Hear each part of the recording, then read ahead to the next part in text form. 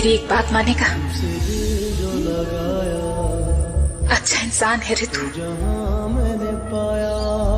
को ये बर्बाद मत कर।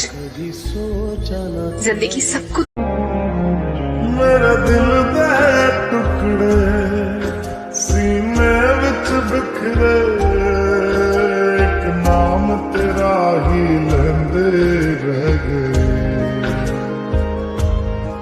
ओ तू एक भी सुनी ना, तेनू तरस ना आया सी।